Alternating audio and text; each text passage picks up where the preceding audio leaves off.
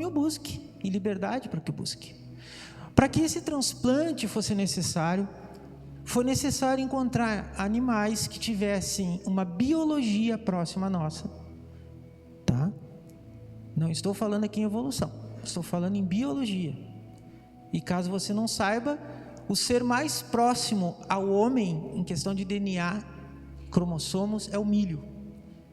Então é mais fácil a gente descender do milho do que de outro animal, tá?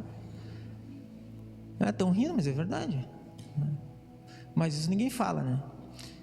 Mas encontrou-se no porco as características necessárias. Só que não basta simplesmente você criar o animal e extrair dele o órgão. Existem 4 genes no DNA do suíno que precisam ser modificados geneticamente para que haja compatibilidade com o corpo humano, para que não ocorra uma rejeição imediata e fatal. Então você veja, é um processo demorado, que demorou anos para se chegar nesse meio de estágio dessa experiência científica. Ainda hoje eu li, o Davi ainda está vivo. Isso é, de certa forma, maravilhoso e traz muita esperança. Veja, eu estou falando isso para demonstrar para você que não é possível ao homem se autotransplantar. Não é tão fácil. Não é andar de bicicleta, como você diz, que é algo fácil, apesar de muitos não saberem. É algo muito complexo, envolve muitas sabedorias, muitas ciências, muito esforço e muito empenho para que possa acontecer. São horas e horas e milhares de horas de estudo para levar a um momento onde um homem sai da morte e tem o seu coração mudado para a vida. E não só o coração, os rins, a pele, os ossos, os olhos. Veja, eu estou falando de algo físico, que pertence a esse mundo, e não é fácil. Hoje, eu quero mostrar para você que existe uma outra situação, uma outra necessidade de mudança, de transplante em nós, que é impossível se Cristo não executar em nós. Impossível.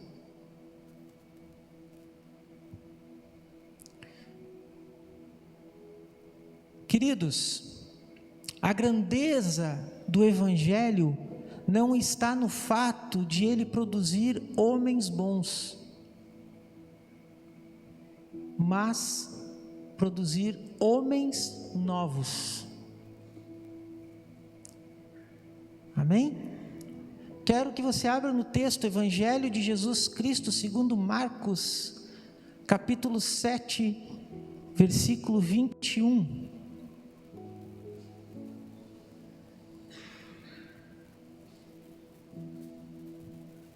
A 23, Evangelho de Jesus Cristo segundo Marcos, capítulo 7, versículo 21 a 23. Todos encontraram o texto? Amém? Vamos nos colocar em pé então, em reverência à palavra do Senhor? Se eu parar, às vezes é porque eu estou tentando me adaptar, eu tenho que usar óculos de leitura, mas se eu botar o óculos de leitura eu não enxergo vocês, então eu pretendo olhar para vocês e vou me esforçar aqui para enxergar a tela, que está uma letra tipo, tamanho gigante, 48, tá bom? Então, mas eu vou usar o óculos, talvez eu olhe perdido. Ouçam com fé a palavra de Deus, que diz assim: porque de dentro do coração dos homens é que procedem os maus desígnios, a prostituição, os furtos, os homicídios, os adultérios, a avareza, as malícias, o dolo, a lascívia, a inveja, a blasfêmia, a soberba, a loucura. Ora, todos estes males vêm de dentro e contaminam o homem. Vamos orar de novo? Senhor, nós te bendizemos por tua palavra e pelo poder que é dispensado por meio dela. Que aprendamos a amá-la, a respeitá-la, Senhor, e a sermos conduzidos por meio da fé nas tuas verdades proclamadas e declaradas na tua Sagrada Escritura. Permita que sejamos fiéis a ela. Permita que sejamos dignos, Senhor, do nome que recebemos em Cristo e que a amemos e a proclamemos com fé, autoridade e amor. Fala a nós, cativa nosso coração e nossa mente, é o que te pedimos em nome de Jesus. Amém. Pode sentar. O Evangelho de Marcos, o Evangelho de Jesus Cristo segundo Marcos, ele também é um evangelho sinótico, como nós chamamos, e ele tem o mesmo propósito, relatar a vida, o ministério, a morte e a ressurreição de Cristo. Ele foi escrito, ele foi redigido entre 62 a 69 depois de Cristo. Ele data no mesmo período de Mateus. Alguns estudiosos acreditam que Marcos foi primeiro editado e ele serve de fonte para o Evangelho de Mateus e de Lucas. E olha só, ele foi escrito por João Marcos. Só recordando para você, João Marcos, ou Marcos, para os mais íntimos aqui, era sobrinho de Barnabé. Você lembra de Barnabé? Fiel companheiro de ministério do apóstolo Paulo, do início da jornada dele, e discipulador do apóstolo Paulo. Assim, João Marcos, discipulado por Barnabé, passa a acompanhar o apóstolo Paulo no seu ministério e participa da primeira comitiva missionária deste apóstolo. Então vejam bem, João Marcos foi instruído por Barnabé e por Paulo, mas a coisa fica melhor ainda, como se diz. Só que João Marcos ele retorna para Jerusalém quando ele decide não participar da viagem missionária que cruzaria pela Panfilha. Até hoje os estudiosos não sabem o motivo, mas acredita-se que na Panfilha era uma região muito úmida e uma região de muita doença. Então João Marcos tinha medo de ficar doente, até porque isso não são registros históricos, tá? São estudos que levam a entender que João Marcos era um rapaz que foi criado na alta sociedade, então ele tinha medo de adoecer, e ele não foi para Panfilha. Então, ele não indo para Panfilha, ele vai para Jerusalém. Em Jerusalém, ele passa a acompanhar o apóstolo Pedro. Por isso até que alguns estudiosos creem que a fonte principal, e eu mantenho essa posição também, das informações que são registradas por Marcos, vieram do próprio apóstolo Pedro, a ponto de alguns declararem que o Evangelho de Marcos poderia naturalmente ser chamado de Evangelho de Jesus Cristo segundo Pedro. Agora, isso não retira, essas informações históricas não retiram a canonicidade e a importância dos registros de Marcos, mas vem contribuir para a importância, como declara Irineu, um grande historiador e pesquisador do cristianismo, lá do segundo século, quando ele, tratando sobre a importância dos registros de Marcos, ele vai dizer assim: momento algum errou ao escrever as coisas conforme recordava. Sua preocupação era apenas uma: não omitir nada do que havia ouvido, nem falsificar o que transmitia. Olha só, testemunho fidedigno. Os primeiros registros do Evangelho de Marcos, ele tinha um destino, eles tinham um objetivo: atender os gentios, em especial os gentios romanos. Por isso que no Evangelho de Marcos você vai ver uma linguagem mais clara e explicativa quando trata-se de falar de algum termo que era próprio da cultura ou da religião judia. Então Marcos vai ter esse cuidado. Agora eu convido vocês para a gente olhar com atenção esse trecho especial que a gente leu no início dessa nossa caminhada que eu tenho proposto para você, de caminhar pelas Sagradas Escrituras em busca do Evangelho e da sombra de Cristo. E eu quero que você indague: do que Jesus está tratando aqui? Qual o contexto e por que esse diálogo que foi registrado por Marcos? E mais importante, ele é relevante para nós ainda hoje? Vamos lá. Esta afirmação de Jesus Cristo, ela se encontra após uma acusação que surge na discussão com os religiosos da época que acusavam os discípulos de Jesus Cristo de não lavarem as suas mãos, de não seguirem um rígido processo de purificação, principalmente antes das refeições.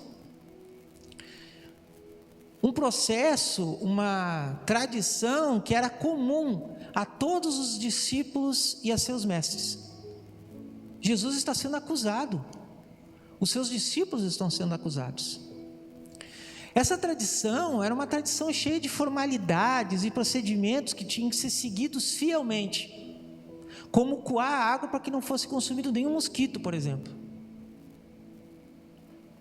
Mas, como dito por Jesus, era uma tradição, não uma prescrição de Deus. Era uma tradição.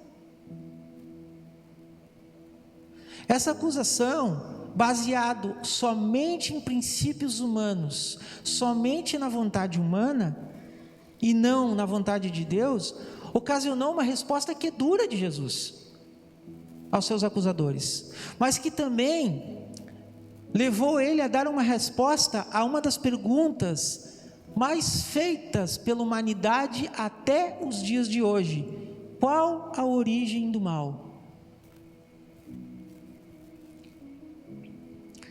Para que nós possamos entender melhor essa resposta, a gente precisa voltar ao princípio da criação, aos primeiros dias, à primeira semana.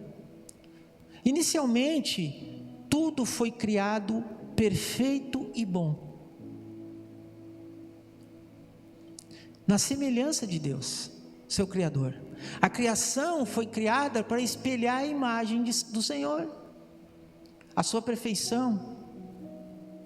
Ao lermos as etapas da criação que são registradas no livro de Gênesis, veremos que ao final de cada dia, Deus declara que tudo que tinha sido feito era muito bom. Vejam, não é eu, não é você, não é um cientista, não é um arquiteto, não é um biólogo. O próprio Deus, a perfeição da bondade, olha para o que está sendo criado e diz: eis que tudo é muito bom.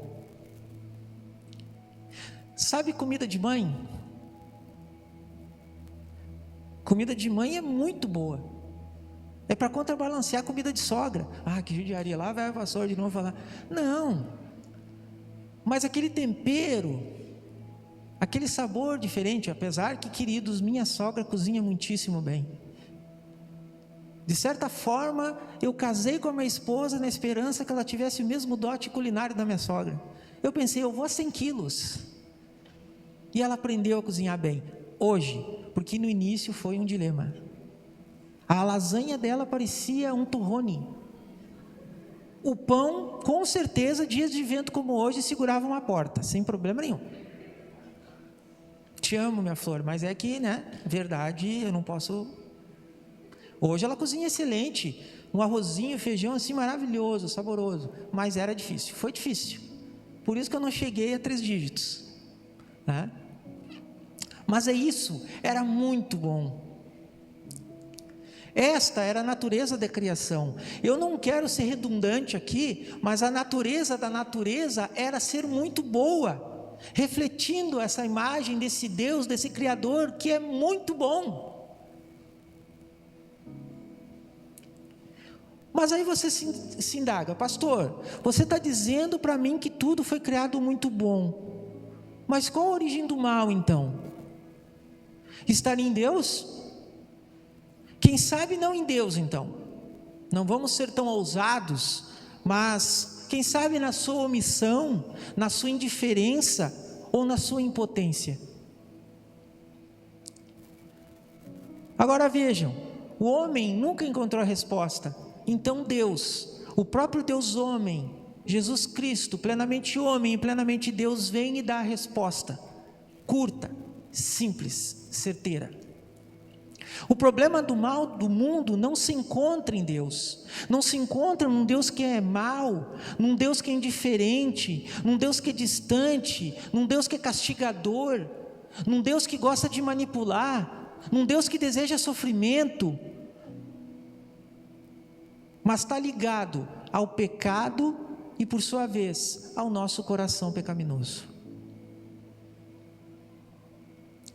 Ele é a fonte dos maiores males desse mundo? O coração humano.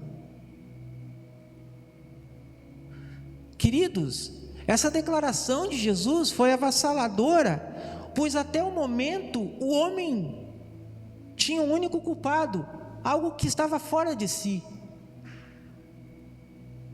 Mas agora o próprio Criador está revelando a verdade que sempre foi negada por nossa consciência. Deus não é mau, nós é que somos.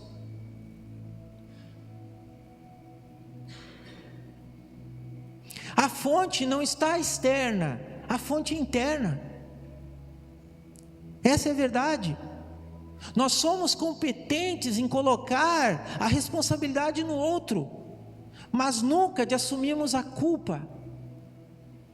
Desde Adão, temos essa atitude de colocar a responsabilidade nos outros, nos fatos. Basta observar a atitude de Adão quando é confrontado por Deus após a queda. Ele olha para Adão e diz: Adão, o que você fez? Não, eu não fiz nada. A culpa é da mulher que me deste. Ali ele já...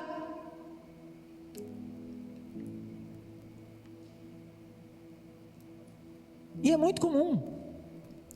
O marido infiel dá desculpa que a colega era muito bonita, ou que ele é tão másculo que ele não consegue controlar o seu impulso.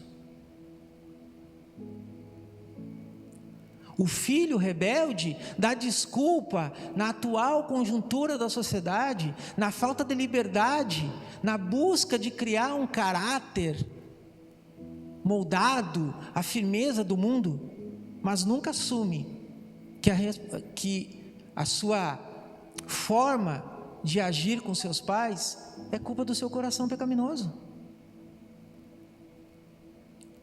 Muitos acidentes, queridos, acontecem porque as pessoas são egoístas, e permita dizer, não tenho medo de dizer, egoístas, porque preferem se embriagar até cair e depois irresponsavelmente adentram o carro. O carro é uma bênção se bem utilizado, mas uma maldição se mal usado. E aí destrói famílias, destrói as suas próprias vidas. Não foi o carro que falhou, foi o meu coração.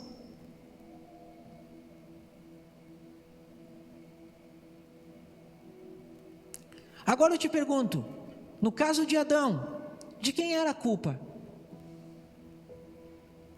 Quem tinha a responsabilidade de cuidar? A Eva? Não, a responsabilidade foi dada a Adão. Tem muita gente que diz que Eva estava distante. Quem disse? A Bíblia não fala isso. O Adão podia estar do lado, ele podia estar ali, ele podia ter dito: Eva, não. Mas como dizem as expressões mais comuns, ele não quis se queimar. Só que a impotência dele ocasionou a queda.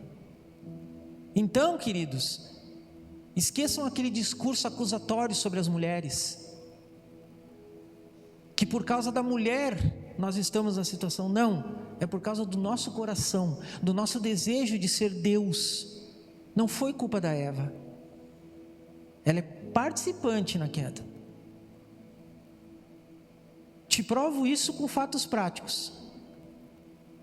Se você olhar para a igreja agora, você vai ver muito mais mulheres do que homens.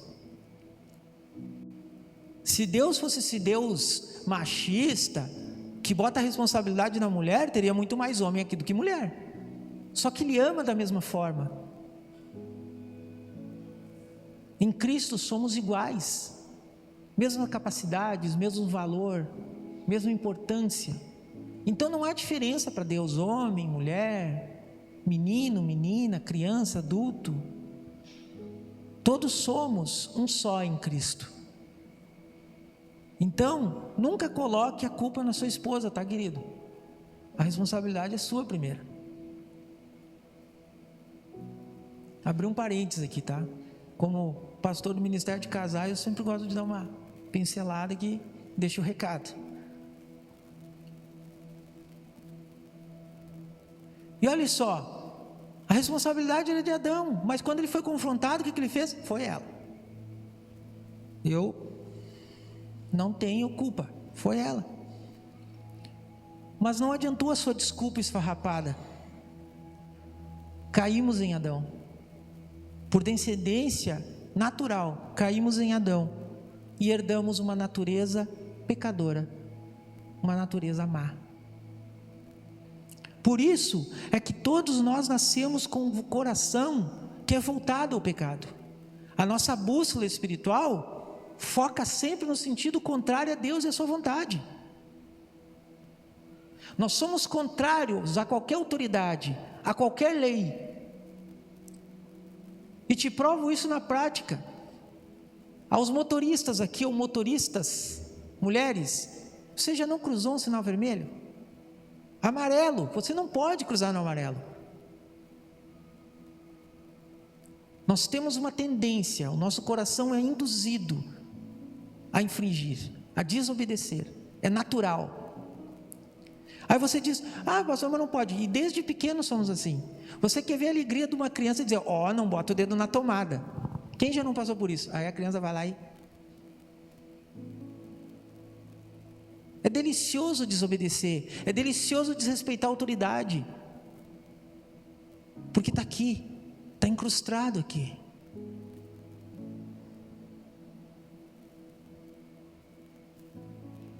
E lamentavelmente, por meios naturais, não há como escapar dessa natureza.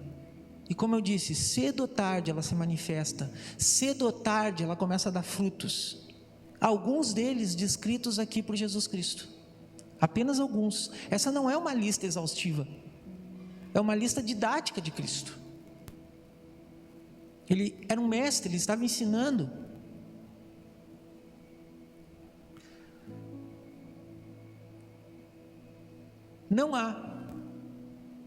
Não ache que há bondade verdadeira em nosso coração. Olha só, um homem indagou Jesus sobre como herdar a vida eterna. Marcos registrou, capítulo 10, versículo 18. Pois acreditava estar no caminho da retidão, porque ele era, aos olhos do mundo, um homem bom. De acordo com o padrão humano, ele era um homem bom. Mas a afirmação de Jesus para ele foi somente uma: somente Deus é bom. Você pode dizer, mas para aí, pastor, Jesus não é Deus? Sim, plenamente Deus e plenamente homem, mas ele é plenamente Deus também. Mas a sua resposta tinha um propósito, ele queria mostrar a gravidade do nosso estado de pecado.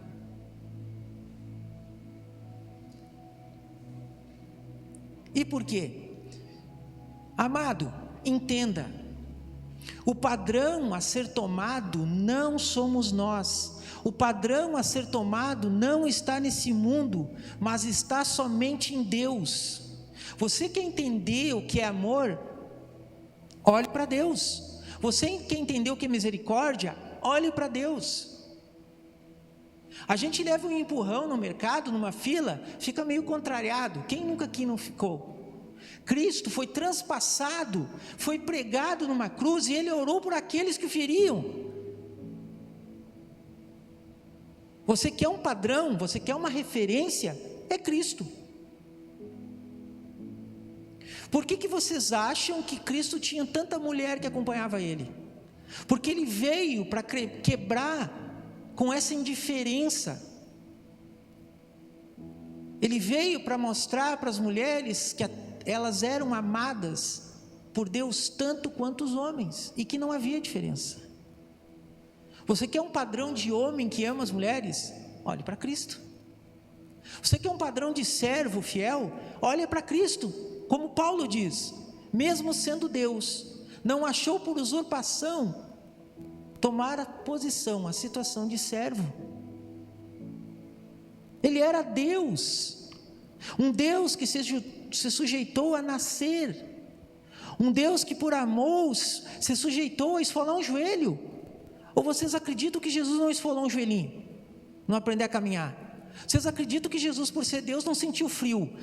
Israel é frio, tem neve. Ele sentiu frio.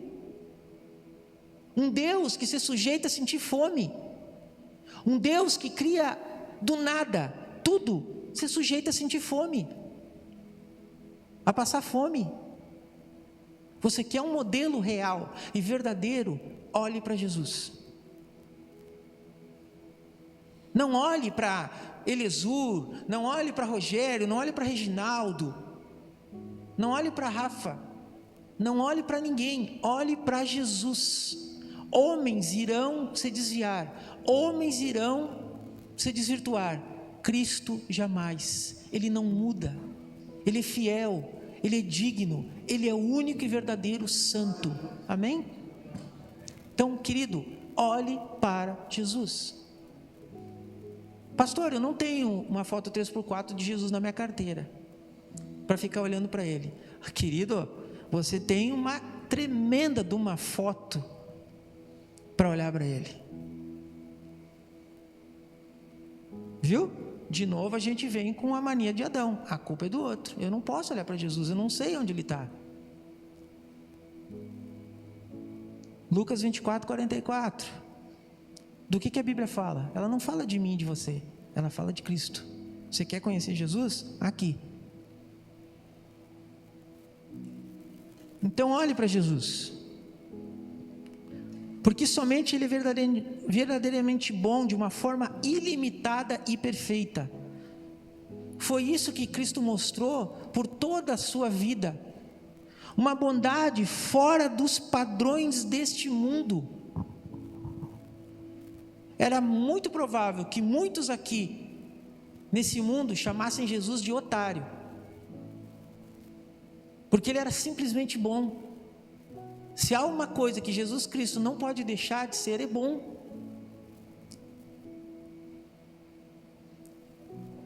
É claro que quando eu digo olhe para Jesus, imite Cristo, eu estou ciente de que nós somos limitados e que nós não vamos atingir o nível de Cristo. Por enquanto não. Mas Ele, como Senhor, nos deixou um padrão. Basta ler o Sermão do Monte. Ele deixa para nossos servos uma orientação. Vocês não estão sozinhos, foi a promessa. Ele mostra o que Ele deseja, porque Ele entende os nossos limites e também, por graça, nos concede o seu Espírito Santo para que alcancemos o nosso melhor como servos. Todos nós, foi dito aqui no momento da oferta, somos capacitados com dons para servirmos a igreja. Todos nós aqui somos capacitados com frutos da presença de nosso Senhor para sermos edificados e edificarmos. Você não tem? Peça e te será dado. Vai ser concedido para você numa medida que você não poderá medir. É falta de amor que você tem? Peça. É para a glória de Deus, Ele vai te dar. É misericórdia, Ele vai te dar. É compaixão, Ele vai te dar. Porque Ele quer que você seja o reflexo dEle nesse mundo.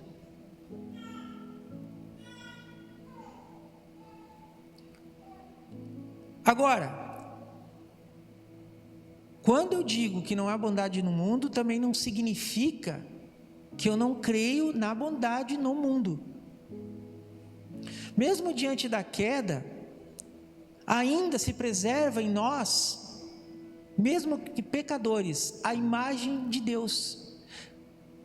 Vocês conseguem entender o nível dessa imagem em nós, mesmo que distorcida? Vou dar um exemplo prático para vocês. Eu sou parecido com o Ronaldo Giannichini, vocês acreditem ou não. Tem irmão rindo aqui. O branco dos meus olhos é parecido com o dele. É ou não é? Alguém aqui está duvidando? Não. Entendem? Eu fiz essa brincadeira para você entender. Todo ser humano possui a imagem de Cristo, possui o valor inestimável para Deus, mesmo que distorcido pelo pecado. Portanto, eu acredito sim, que a bondade paterna, materna, fraterna, sim, mas a verdadeira, a real, a inesgotável, a inexplicável, somente vem por meio de Cristo. Mesmo que sufocado pelo pecado. E diante disso, a nossa situação é uma situação difícil, se a gente tivesse a nossa própria mercê. Eu não quero desanimá-los, mas quero dar a vocês um entendimento de que nós necessitamos de ajuda, de que nós precisamos de um Salvador. Porque, querido, se você se diz cristão, você é um ser humano que declara abertamente a todos que você necessita muito, extremamente, de um Salvador. Porque você olha para você e, diante da sua incapacidade, você entra num desespero que te conduz ao desejo de se agarrar nas orlas de Jesus, como uma mulher de fluxo de sangue. Cristãos não andam de cabeça erguida. Cristãos andam grudados nas vestes de Jesus. E assim a gente é conduzido, à sombra dele, sempre. Eu não acredito em cristão de nariz empinado. Eu não acredito em cristão que exige de Deus vitória, sendo que o próprio Filho não teve vitória aos olhos do mundo. Eu não acredito num cristão que exige de Deus uma coroa de ouro e prata, sendo que o próprio Filho usou uma coroa de espinhos. Mas agora eu acredito num Deus que vai te sustentar, que vai te manter, que vai estar ao teu lado, e no momento certo, conforme a boa, justa e agradável vontade dele, vai te dar vitória, vai te dar o sustento, vai te dar alegria. Entendam, é graça, não é merecimento. Ser cristão não é meritocracia, eu faço e recebo. Ser cristão é graça, simplesmente e puramente graça, favor imerecido. Então nós cristãos reconhecemos que necessitamos de um Salvador. Nós podemos evoluir, como estamos evoluindo no campo das ciências médicas, principalmente na área de transplante, de cirurgia cardíaca. Mas quando se trata de nosso coração espiritual, da fonte de nossos sentimentos, a nossa situação é de total incapacidade de mudança. Nós podemos alterar o DNA, nós podemos recriar genéticas favoráveis aos nossos propósitos, mas não há nada que possamos fazer para reverter esse DNA pecaminoso, para reverter essa anormalidade espiritual do nosso coração. Tudo o que fizermos será temporário, tudo. E eu dou aqui meu testemunho para você. Durante 21 anos eu fui espírita. Durante 21 anos eu orei para os espíritos elevados e de luz, para que me dessem força para mudar em muitos aspectos da minha vida. Nunca mudei. Eu me esforçava, mas nunca consegui perseverar, nunca. Hora ou outra, coraçãozinho se manifestava. Tudo que eu sou hoje, eu nunca pedi para Deus, Ele me deu por bondade, Ele me deu por graça. Gente, eu não abraçava as pessoas. Meu coração era tão mau que eu não gostava de pessoas. E o Senhor me coloca como ministro do Evangelho, me convoca para dar a minha vida como opereta dele, e me ensina a amar. Não fui eu que busquei, foi Ele que me encontrou, foi Ele que teve misericórdia de mim. Eu simplesmente pedia, como canta a musiquinha aquela: Senhor, dai-me um coração igual ao teu. E Ele me ouviu, e pela graça me concedeu, não porque eu mereço, mas porque Ele é bom, o único bom.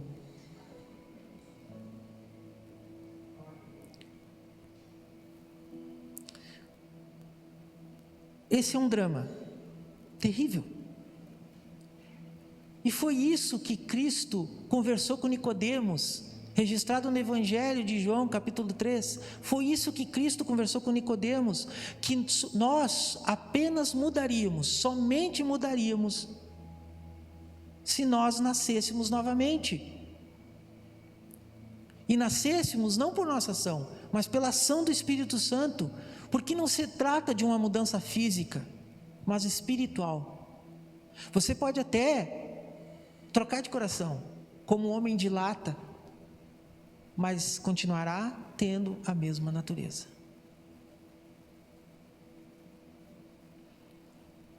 Isso não depende de nós também, como declara o apóstolo Paulo, quando disse que não depende de quem quer, nem de quem corre, mas de Deus que se compadece do nosso drama. Diante desse drama terrível, desse destino eterno terrível, Deus que é bom se compadece de mim e de você.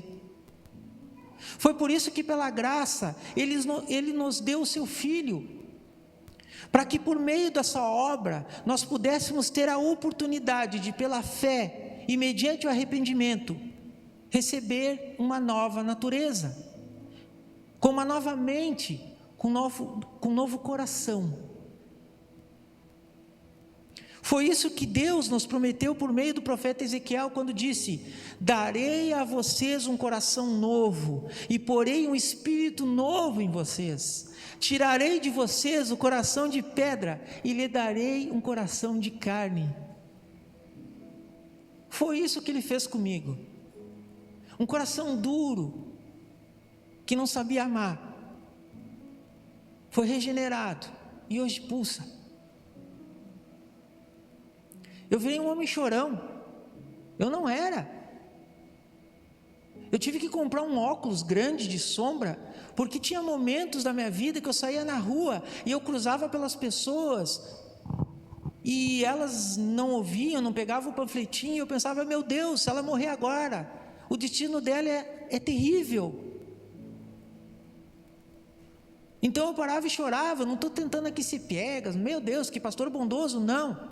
Deus é bom, eu não sou. Vamos de novo.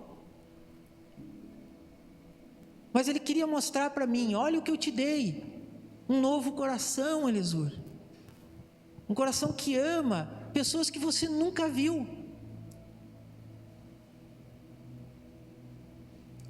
Queridos, e esta é a mensagem do Evangelho. Eu estou concluindo, de que Deus veio até nós para nos salvar desse futuro miserável, desse drama imenso na nossa vida e de nossa natureza que foi corrompida plenamente pelo pecado. Essa é a mensagem do Evangelho, e esse é o efeito do Evangelho em nós.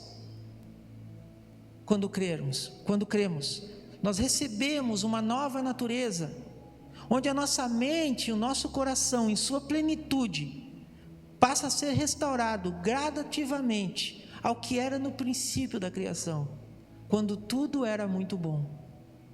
Querido, você não é bom, mas você está sendo feito um homem, uma mulher boa.